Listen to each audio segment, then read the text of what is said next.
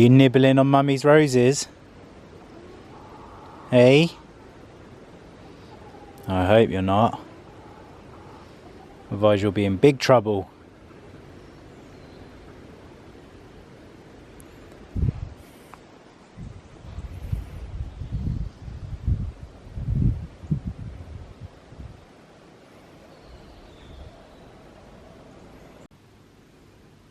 Proper little pack. We'll stay together all the time.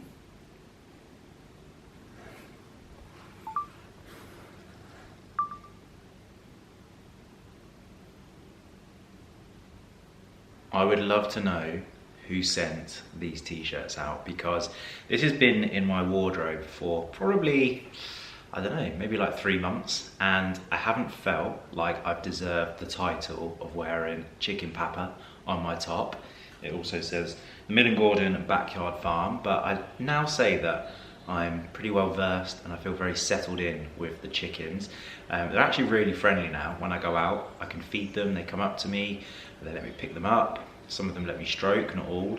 But yeah, we're building a bond. However, continuing my ongoing partnership with Sky Cinema, over the weekend I sat down to watch this month's Sky original, which was Retribution. Whilst Lydia attended the Pride of Britain Awards, I sat down in front of the TV with the boys and watched Liam Neeson play a hard-working businessman who specialised in investment, finance, and his dedication and commitment to work exceeded all else in his life. And perhaps later on, as the events unfold, he's given some life perspectives. The film begins highlighting this work ethic and also the unstable relationship that he has with work and family life. And after a stern word from his wife, it results in him taking the kids to school the following morning, which seems a very out of ordinary journey for him to take. Zach is his son, Emily is his daughter, and Liam Neeson plays the role as Matt. Eventually, the three of them jump into the vehicle and begin this commute to school. During the commute, a phone begins to ring in the center console. Matt grabs and answers the phone after realizing that it belongs to nobody else in the vehicle, and the mysterious voice on the other side informs him that they are all sitting on a bomb. Activated by a pressure plate and triggered by the release of pressure, Matt comes to realize that nobody can leave this vehicle, and the only way out right now is if they follow the instructions of the mysterious caller. He's informed that failing to follow the instructions will lead to a cell phone failsafe activation of the explosion. Expectedly, his family become very fearful of the situation, and as they break down around him, the emotional and mental strain on the situation creates more tension. The caller's end goal isn't completely clear throughout the beginning and heart of the film, but as the strategy unfolds, we are all beginning to learn and understand what's going on. It kind of feels like a hostage move. Wow, the sun's just come out to play, very bright. It's an action-packed thriller which is pretty much filmed throughout the perspective of the guys in the car themselves. It's exactly what you'd expect from a Liam Neeson film. If you do want to go and check out this film, then I will be leaving a link to the trailer in my description box down below. Also this month on Sky, you can enjoy Cocaine Bear, which is inspired by a true event that took place in 1985 as a drug runner's plane crashed. Another film that's going to be coming to our screens is Puss in Boots: The Last Wish, which will be on our screens from the 20th of October. And with Halloween just around the corner, it's the perfect time to watch this month's Sky Cinema collection. We have Scream, The Blair Witch Project, Saw collection. There was loads on the Halloween playlist, so if you want to get yourself into the seasonal spirit, or you want to host an evening with friends and enjoy Halloween, then there is plenty on Sky Cinema for you to enjoy. As always, I'd love to hear what you've been enjoying on Sky Cinema, and also, I had no idea about this, but you can actually get 2 free view tickets every month. And so if you want to find out more information about this, or you want to find out more about Sky Cinema, then make sure you head to the link in my description box, and all the information you need will be found there. I'm incredibly fortunate that in my line of work I get the opportunity to sample and try so many different fragrances and new releases, and I always tell myself I must do more fragrance focused content, because I guess I have got quite a lot of experience in the space. For the last kind of 7 to 10 years I've been trying fragrances out, and my collection is rather large, and I am constantly stripping that down and then it will build back up again.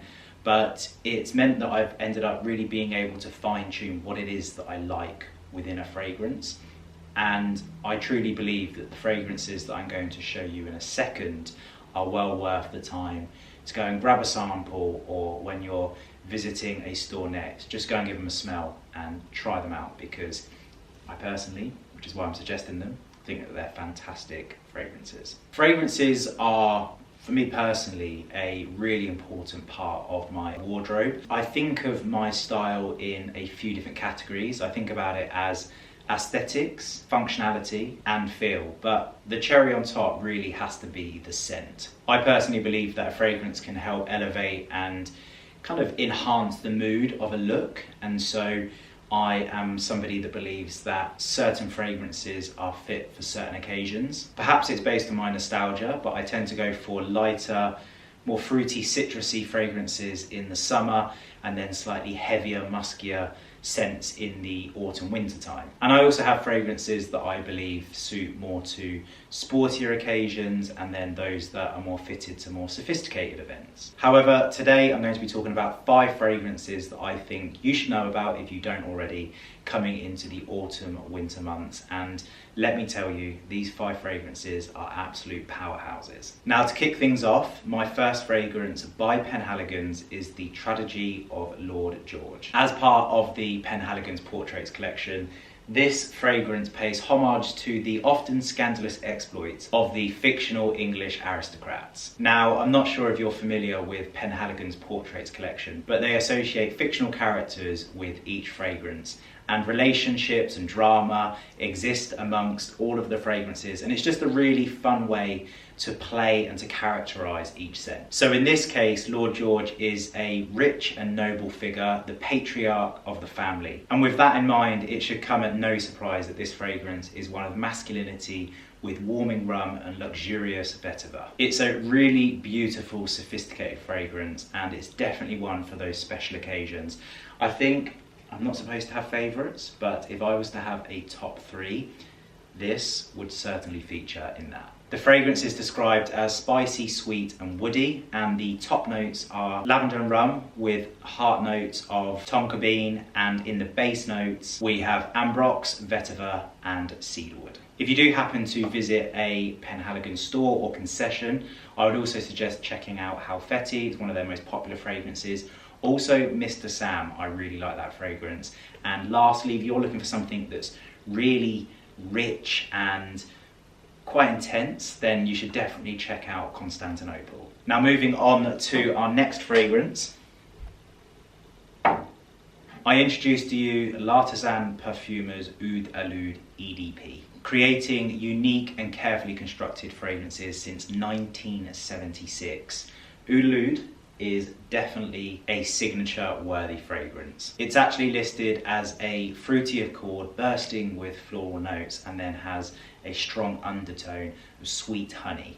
Now, for me, this fragrance is really sweet and it's got a lot of depth to it, which I absolutely love. In the dry down, you'll notice a leathery blend of oud and saffron, which anchors its top notes, and it just creates this really wonderful allure. Now, this is one of those fragrances that really projects certainly off my skin, and so if you want to be smelled before you're seen, this is one to consider.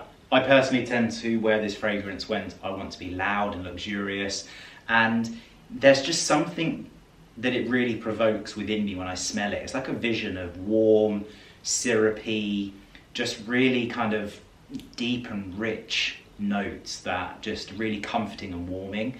And it is very sweet, and so if you like your sweet fragrances, again, this is definitely one you should check out. But because it's got that saffron and oudiness to it, I think that's what gives it its depth and complexity. The fragrance notes are oud, coriander, saffron, nutmeg, vanilla, sandalwood and musk. I feel like L'Artisan Parfumer is a bit of a hidden gem.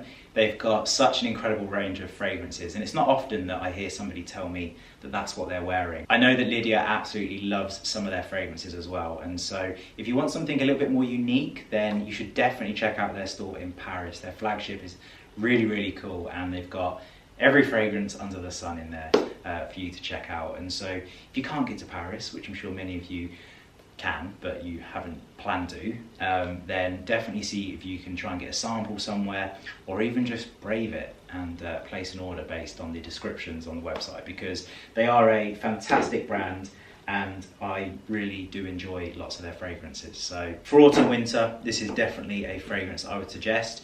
In the spring summertime, then Solier de Provence, which is a fragrance that Liz and I actually went out to France with them for, also absolutely beautiful fragrance. Now here I hold a fragrance that you may all be familiar with. This is Green Irish Tweed by Creed, and it's said to be as classic and refined as a two-piece suit. You may be familiar with Creed with its hugely successful fragrance Aventus, and of course it has a wonderful history of creating beautiful fragrances alongside some of their more popular fragrances. Now, Green Irish Tweed was the fragrance that actually demanded Lydia's attention. This blend of green, floral and woody notes captivated her from the moment that I sprayed it, and to this day still gets the compliments that it deserves every single time I wear it. It's elegant, it's charming, and it also comes in a very cool matte black bottle, which I know doesn't have anything to do with the way in which it smells, but it does have everything to do with the way in which it makes you feel when you're applying and wearing a fragrance. So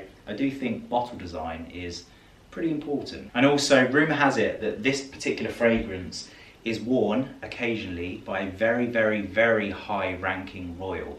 I cannot confirm that myself because I've not seen it with my own eyes, but that is the rumours that are circulated Green Irish Tweed. The fragrance is just simply described as fresh. The base notes consist of sandalwood and ambergris. At the heart we have violet leaves, and the top notes lemon, verbena, peppermint and iris. Now, a new fragrance to my personal collection, but certainly not a new fragrance in the fragrance space.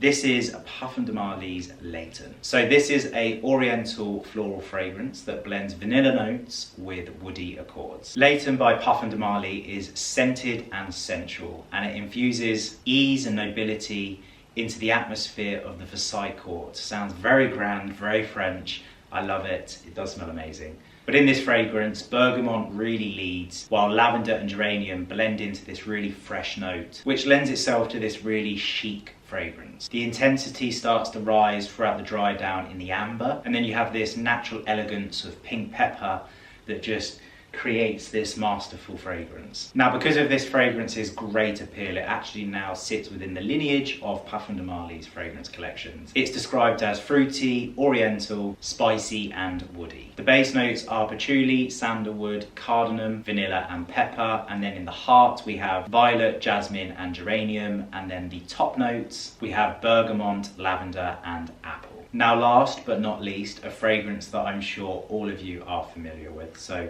I'm maybe not introducing you into anything special here, but maybe just a reminder that as we come into the autumn winter months, this is definitely a fragrance to refresh your memory with. This is Jo Malone's Myrrh and Tonka. It's a fantastic fragrance and it's quite nostalgic for me. I've had it for many years and I can actually associate a lot of memories and moments with it. So the rich hand-harvested sap from the Namibian myrrh tree mingles within the warm almond and vanilla notes of the tonka bean. Noble and intoxicating, lavender myrrh tonka leaves a rich, warm and slightly sweet scent that truly grabs attention. Now, the notes in this, as I just mentioned, are lavender, myrrh and tonka bean, and I personally think that this is an absolutely wonderful autumn-winter fragrance. I think if I was to add an additional fragrance into this collection, it would have definitely been Clive Christian's Contemporary, which was part of their 150-year anniversary. I absolutely loved that fragrance and it definitely would have had a spot in this video today. However, because I love it so much, I've run out of it. I'll stitch a little image to the side of me so you can see what the bottle looks like. But Clive Christian, they just have an insane history behind them, both royal and in time. And I think that the complexity and uniqueness of their fragrances, they're just another brilliant brand that I would definitely suggest going and checking out if you either stumbled across them or you make plans to go and visit. So that does complete my fragrance list for the upcoming season. I'll of course leave these listed and linked in the description box down below. Let me know if you'd like to have some more fragrance coverage on the channel, and if there are any fragrances that you suggest that I should check out based on the fragrances that I've shared with you today. I would love to hear. The world of fragrances is huge, and I definitely haven't tried them all, even though I've tried a lot. I've definitely not tried them all. And so just to recap, the fragrances that we featured today were Penhaligon's The Tragedy of Lord George, L'Artisan Perfumers Oud, we had Parfum de Marly's Leighton, we had Jo Malone's Mer Tonka, and of course Creed's Green Irish Tweed. So these are the 5 fragrances that I covered today. I think that they would be perfect for the upcoming season. They're all very rich and luxurious, so I hope you do get to enjoy those. And if you've already got any of these fragrances, let me know what you think of them, whether you're enjoying them or not. But anyway, I am going to get myself to the dentist because I have a sensitive tooth.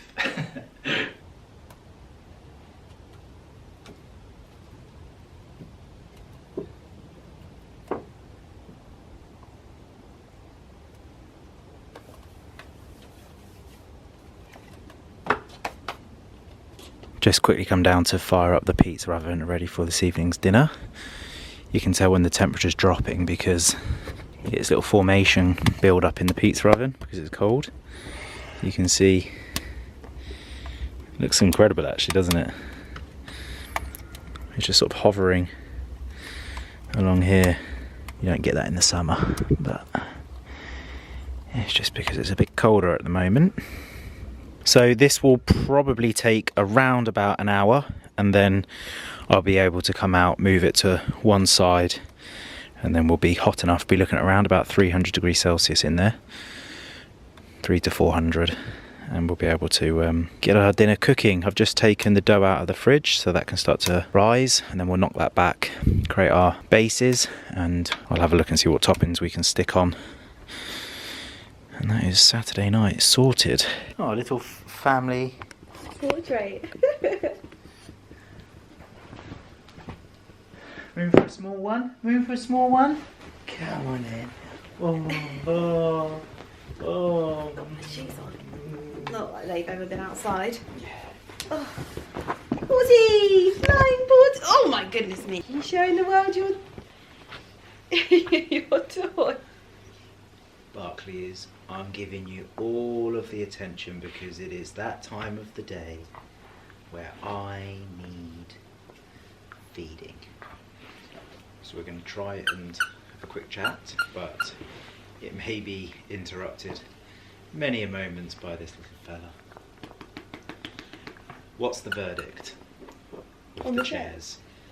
So basically, Ali has stolen the armchairs from our bedroom, which they're from sofas and stuff, and they're expensive chairs. Mm-hmm. I don't know whether I'm the only person that gets this, but like when a room that we use so much isn't finished, which now our bedroom isn't finished. Yes. It makes me feel weird. Well, this is kind of... Yeah, but I felt love weird for years. Yeah, but I love that your dressing room is now finished. It feels much more complete, yeah. But obviously we need to find a lamp as well for downstairs.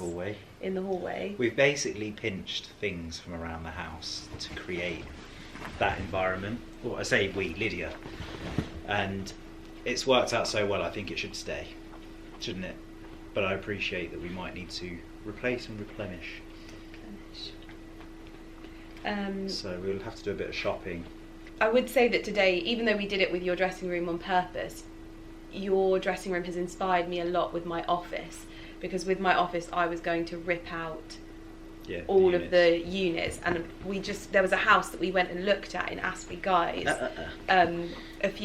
before we went and viewed this place, or before we bought this place, and I think it's like a 17th century house, and when we looked around it was out of our budget at the time. It's back on the market now, and I can remember what it was like. And basically all they've done is like ripped up the carpets and painted the wood in like more country tones. And so yeah, I think with my office specifically, I'm going to take the floor up and just paint the walls as is, and give it a quick fix like we've done in Ali's, because I think it's worked really, really well. However, that's me hijacking your vlog there. No. It's well, easy to edit out. I found a Neptune lamp that could work well in your office, in your dressing room, sorry. Lovely. Go to Neptune. The one that's up there's perfect, so it's just something similar to that. Well, it's similar, but it's got a white shade, which I think you're not white, but like a off-white shade. That's the bigger one. I like that. Yes, so I think that's the smaller one. Yeah. I like the separation between the base. Just to show you what we're looking at this lamp on Neptune, if you can see that. Yes, this is always the perfect time for rough housing in the house, isn't it? You like to show off. Walruses. Yes, so I think that would be a good one, a good lamp for your dressing room. I agree, yeah, I think so. Okay, so we've got that. Well, that's quite dark. I would have quite liked to have had something that was a bit more like, do you know, in our room there's a bit, it's almost like corally, textured. So you'd rather a texture, colour-wise. because I put in, because the one that you've got there is like a grey black. Yes, but I mean like as in the texture of the vase. Yeah, so this has got a base. texture to it. You just Okay, yeah, that's fine. Oh my goodness me. Oh my goodness me. Oh my goodness me. Oh my goodness. Bucky, you're getting too Do excited. you definitely want the same colour in that in our room, yeah? It does work, doesn't it? It does work. Obviously, for me, I'd like more green tones in our bedroom, but I don't think we can add that in with just chairs, if that makes sense. Daddy will feed you. Do you want some food? Do you want some food? Do you want some food? You want some food? You want some food? You want some food? You want some food? You want some food? You want some food? You want some food? Food? Food? Oh, Food? babe, don't whine too Food? much. Food? Food? Food? Food? Food? Babe, don't. Oh. Do you want some food? You want some food, Barky? Barkley? You want some food? You want some food? Yeah? You want food? Come on then, let's go and get some food. What are you waiting for? Let's get some food. Let's get some food. Anyone would think we've not fed you today. We have. We have. Oh my goodness me. Babe, come. Babe, feed him. He's just going out of his mind. Don't Okay, worry. come on then, let's get you some food. Yeah, the cutest of the cutest. Come on in. Come on in. Got bouncing off the wall.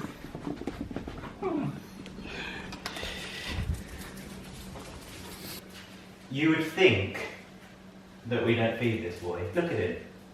You get more than Porter every day, and look how well behaved he is.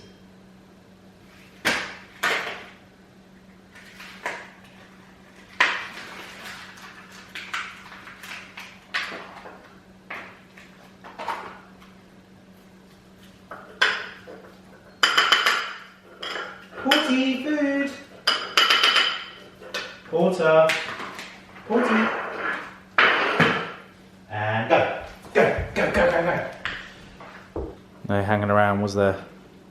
Pizza oven's burning well. I've grabbed a couple of wooden boards where we'll be sticking the bases onto, and as you can see we've now got a nice bed which is just nicely warming up that stone floor. I'm going to now move this to the side to make space for the pizzas to go in, and then I'll chuck another log in and we'll get this firing up nicely whilst I prepare the pizzas.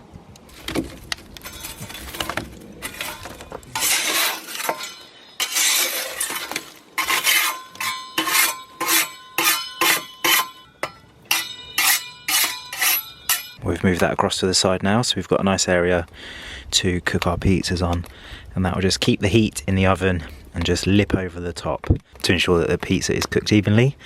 It's getting very cold out here now.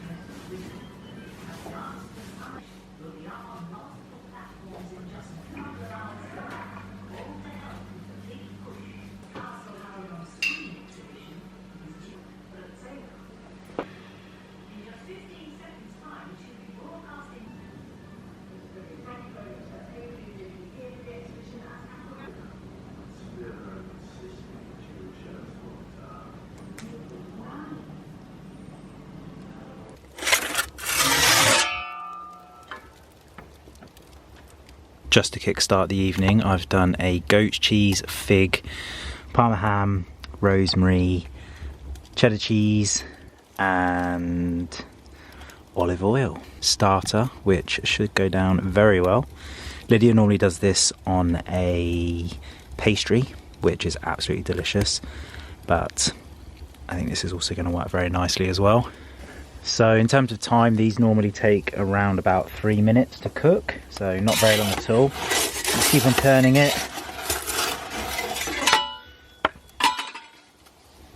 And just like that, we'll be good to go. What's that there?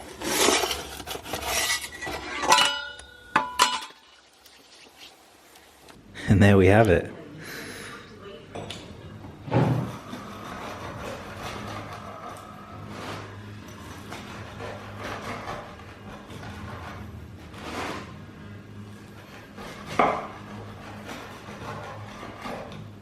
Lydia is a little bit of a margarita connoisseur, and so I hope she's going to enjoy this. A little bit rustic, but smells incredible. Doesn't it, Lummy? Well, the pizzas were a success. I'm definitely slowly but surely getting better at understanding the texture, hello darling, and just getting a feel for exactly how the dough should be. And I'm starting to understand how long to cook them for as well, because I went for a little period of overcooking them and a little bit tough. But I feel like I'm getting into a bit of rhythm now, and my dough, particularly the crust, is a little bit elasticy, which is lovely, and the actual pizza itself is cooked really nicely. So I know I'm going to come and feed you 1 minute. I will, I promise. And so yeah, I feel like I found my feet now with the pizza dough making, when you make it from scratch, and also the oven as well. So I find it quite enjoyable. I don't have to think about it, I can just get it done. And I think now Lids and I are going to sit down in the lounge and just have a relaxing evening in front of the fire watching some TV. So as always, I hope you have enjoyed this week's video. Don't forget to check out all of the links in my description box down below, and I look forward to seeing you next Wednesday, 5 PM. Take care.